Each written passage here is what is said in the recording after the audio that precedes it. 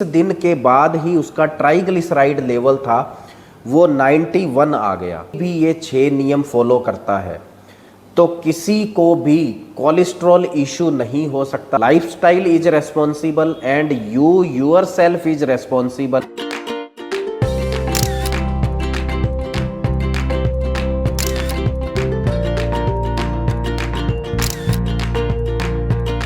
अब जब हम आयुर्वेद की बात करते हैं तो शुरुआत करते हैं स्वस्थ रक्षणम अतुरक्षा विकारम प्रश्नम च।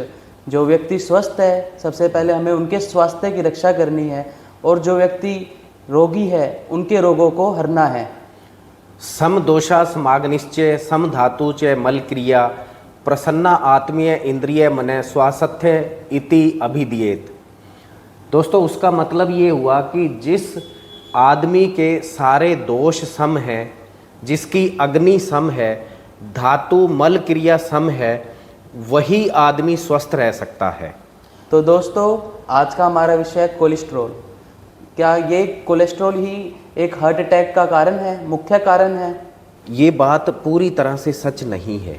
हमें थोड़ा सा और इसके डीप जाना होगा, हमें एक स्टेप और जाना होगा कि your lifestyle is responsible for your heart attack. अब जिन लोगों ने भी कोलेस्ट्रॉल की दवाई बेचनी थी वो लोग सिर्फ कोलेस्ट्रॉल पर रुक गए। अब देखो हार्ट अटैक तो उन लोगों को भी आया है जिन लोगों का कोलेस्ट्रॉल नॉर्मल था। पीछे एक न्यूज़ थी कि 41 साल के एक डॉक्टर थे जिनको हार्ट अटैक आ गया।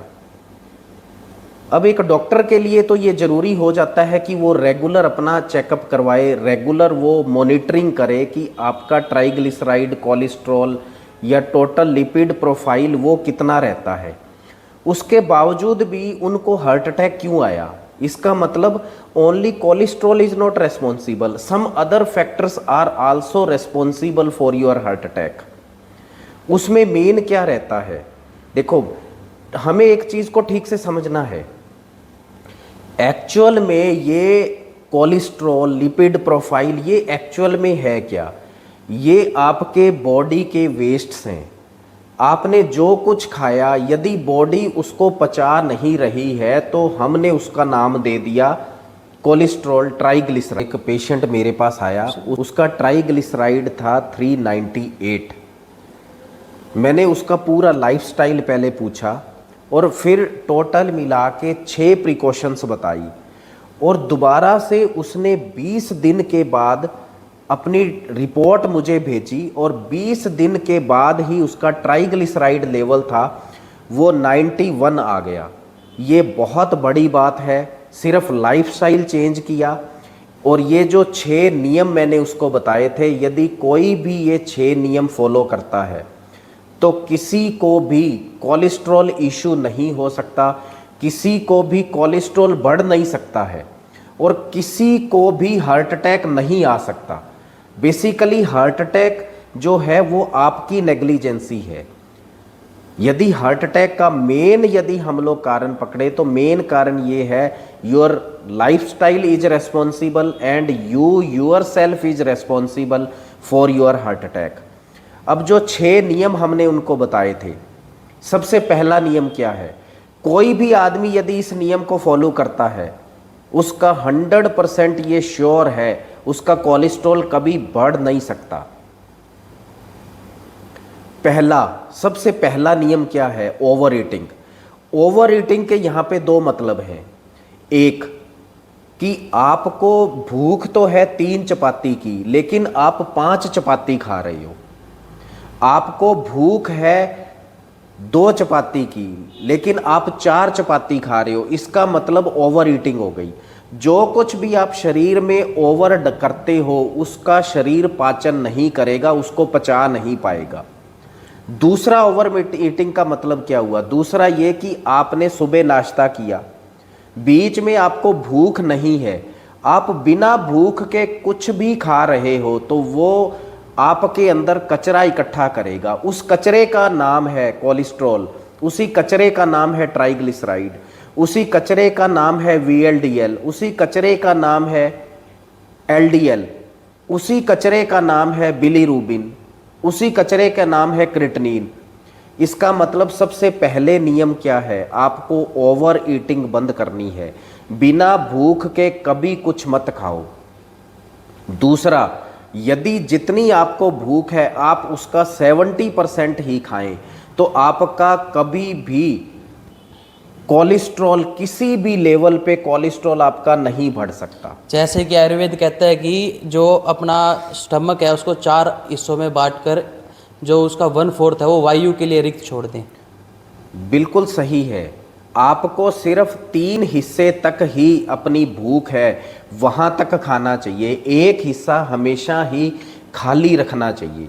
देखो, यदि आपने कोलेस्ट्रॉल को नॉर्मल करना है, ऑप्टिमम लेवल पे लेके आना है, तो सबसे पहला नियम क्या है, आपको अपने लीवर को स्टिमुलेट करना होगा।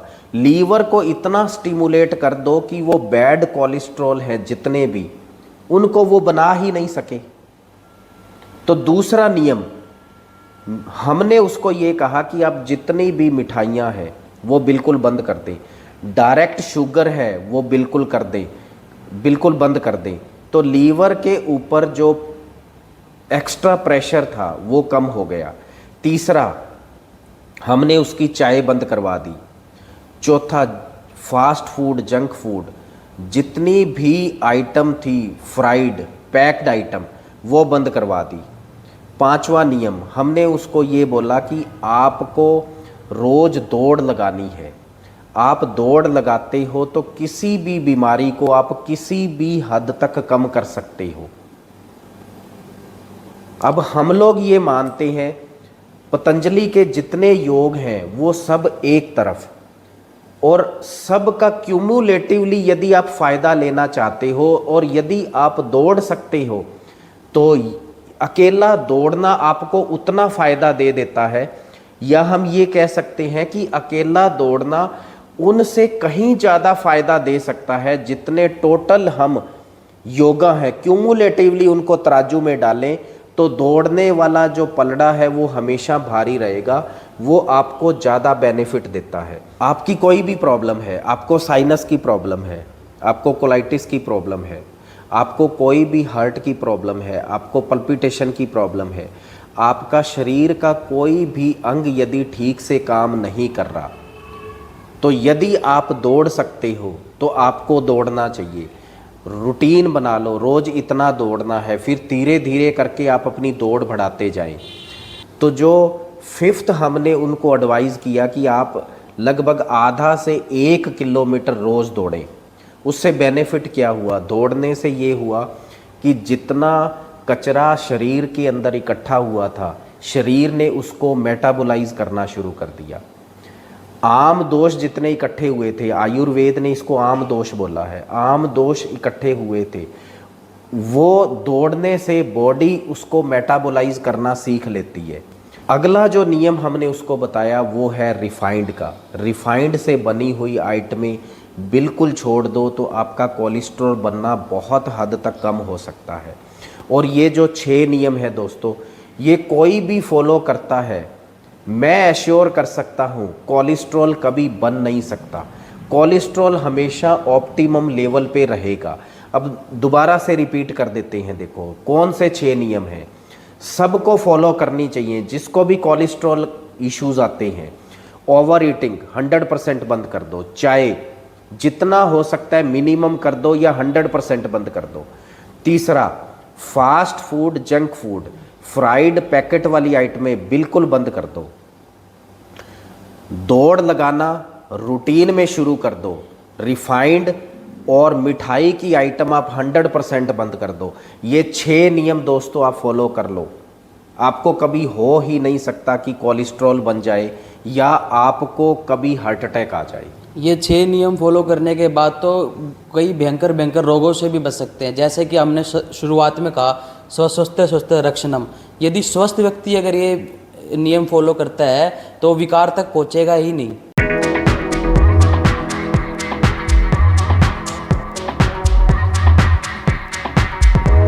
प्रॉब्लम ये है कि हम लोग कभी किसी भी इशू को लेके डीपली सोचना नहीं चाहते हैं। हमने सुन लिया, किसी ने बोल दिया cholesterol is responsible for your heart attack, हम सिर्फ उसी पे ही रहते हैं, हम अपने उसको कोई डीप थॉट नहीं देना चाहते। अब डार्विन ने एक बार ये कहा था द फिटेस्ट विल सर्वाइव। अब देखो एक डॉग है, फिट तो है वो, लेकिन वो सड़क पे निकल गया, उधर से कार आ गई तो वो कार के नीचे आ गया और मर गया। फिट तो था लेकिन फिर भी उसकी डेथ क्यों हुई, फिर भी वो क्यों मरा? इसका मतलब द फिटेस्ट विल सर्वाइव वाली थ्योरी 100% सही नहीं है। हमें ये कहना चाहिए ब्लेस्ड विल सर्वाइव। यदि डार्विन की बात पूरी तरह से मानते हैं तो इसका मतलब भगवान की सिग्निफिकेंस खत्म हो गई, भगवान तो कुछ है ही नहीं, जो फिट है वही सर्वाइव करेगा। जो कुछ भी आपको बोला जाता है, यदि हम उससे एक स्टेप आगे सोचते हैं, एक स्टेप और डीप चले जाते हैं, तो हमें उस प्रॉब्लम का निवारण, उस प्रॉब्लम का सॉल्यूशन मिल जाता है। Only cholesterol is not responsible for heart attack. Yes. क्या कोई ऐसी इन्वेस्टिगेशन या कोई ऐसी प्रिकॉशन जिससे हमें पहले पता चल सके कि आपको हार्ट अटैक आने वाला है? मैं पिछले दिनों एक वीडियो सुन रहा था, एक कार्डियोलॉजिस्ट थे, उन्होंने साफ तौर पे ये बोला कि कोई भी टेस्ट जो है वो कंफर्म टेस्ट नहीं होता है, ये खाली एक टेंटेटिव आइडिया है। कोई भी एंजियोग्राफी है वो 100% श्योर नहीं है आपकी ब्लॉकेज 80% है या 90% है या 95% है। वो एक टेंटेटिव आइडिया है, वो एक रफ आउटलाइन है। तो कोई भी टेस्ट जो है वो इंश्योर नहीं करता है कि आपको हार्ट अटैक आ सकता है या नहीं, या आपको हार्ट अटैक कब आने वाला है। ये सब टेंटेटिव आइडियाज़ है। मेन इशू है कि आपको अपना लाइफस्टाइल ऐसा बनाना होगा कि आपको हार्ट अटैक ना आ सके। दूसरा, आपको डाइट ऐसी रखनी होगी कि आपको कभी हार्ट अटैक नहीं आ सके। जैसे कि आपने बताया, कोई भी ऐसी टेस्ट या कोई भी ऐसी पैरामीटर नहीं है जो पहले बता सके, लेकिन अगर हम लाइफस्टाइल और डाइट चेंज नहीं करते तो ये आपको पहले ही डायरेक्ट बताया जा रहा है कि आपको हार्ट अटैक आ सकता है, आपको कोलेस्ट्रॉल की दिक्कत हो सकती है, आपको कोई भी भयंकर आगे बीमारी हो सकती है। तो इसका मतलब ये हुआ दोस्तों, टेस्ट या इन्वेस्टिगेशन है वो मैंडेटरी नहीं है। आपको अपना लाइफस्टाइल है वो चेंज करना पड़ेगा, आपको अपनी डाइट शेड्यूल चेंज करनी पड़ेगी। आपके हार्ट के लिए, आपके कोलेस्ट्रॉल के लिए ये चीज़ ज़्यादा इम्पोर्टेंट हो जाती है irrespective to other laboratory investigations. 6 life saving rules में से जो दौड़ना आपने बोला, रनिंग करना, वो कितना ज़्यादा इम्पोर्टेंट है? कितना इम्पोर्टेंट है। देखो दोस्तों, यहाँ पे आपको सुन के बहुत हैरत होगी। हार्ट ऐसा ऑर्गन है जिसमें भगवान ने सब कुछ एक्स्ट्रा दिया है 80% तक। मतलब हार्ट को एक्स्ट्रा प्रिविलेज दिया है भगवान ने, जो कुछ देना है 80% एक्स्ट्रा दिया है। यदि एक कोरोनरी आर्टरी है, वो सपोज करो वो 20% ही हमें चाहिए थी, उसमें भी भगवान ने हमें एक्स्ट्रा दिया है 80%, मतलब वो 100% कर दी। चाहिए थी 20%, फिर भी वो 100% उसको भगवान ने दी है, एक्स्ट्रा प्रिविलेज दिया है। अब जितनी भी ब्लड सप्लाईज जाती हैं हार्ट को, वो भी जितनी सप्लाईज थी, यदि वो सप्लाईज है, कैपिलरीज है, आर्टरीज है, वो खाली 20% चाहिए थी, एक्स्ट्रा और दे के वो भी 100% कर दी। अब जो स्पोर्ट्समैन है, स्पोर्ट्समैन को जो हार्ट अटैक है बेसिकली वो बहुत हद तक कम क्यों होता है? क्योंकि हार्ट, उसने इतनी एक्सरसाइज कर ली स्पोर्ट्समैन ने, जितने भी 80% एक्स्ट्रा भगवान ने दिया था वो भी उसने अवेल कर लिया। उसकी 20% तो आर्टरीज खुली ही थी, उसने अपनी 80% और खोल के रख ली। इसका मतलब ये हुआ कि यदि आप लंबी दौड़ पे जाते हैं, दौड़ना शुरू कर देते हैं, तो आपकी जो बंद आर्टरीज हैं, जो अभी तक बंद पड़ी थी, इंटैक्ट थी, कभी उनको छुआ नहीं था, वो भी आप 80% तक उनको खोल सकते हो। तो इसका मतलब ये हुआ कि हार्ट अटैक आने का चांस आप मल्टीफोल्ड मिनिमम मिनिमम मिनिमम कर सकते हो यदि आप दौड़ सकते हो तो। और मैं तो जिंदगी में ये नियम बहुत ज़्यादा सबको बताता हूँ। दोस्तों, यदि आप चल सकते हो तो तेज चलो, यदि तेज चल सकते हो दोस्तों तो आप दौड़ो। जितनी दौड़ लगा सकते हो आप हर बीमारी से। कभी भी कैलकुलेट मत करना आपको बीमारी कौन सी है। हर बीमारी से यदि आप निकलना चाहते हो तो आप दौड़ना शुरू कर दो। और ये नियम मेरा जिंदगी में आप अपना लो। यदि आप दौड़ सकते हो तो दौड़ो, आपको कभी भी कोई भी प्रॉब्लम नहीं हो सकती यदि आप अपना दौड़ना शेड्यूल कर लेते हो तो।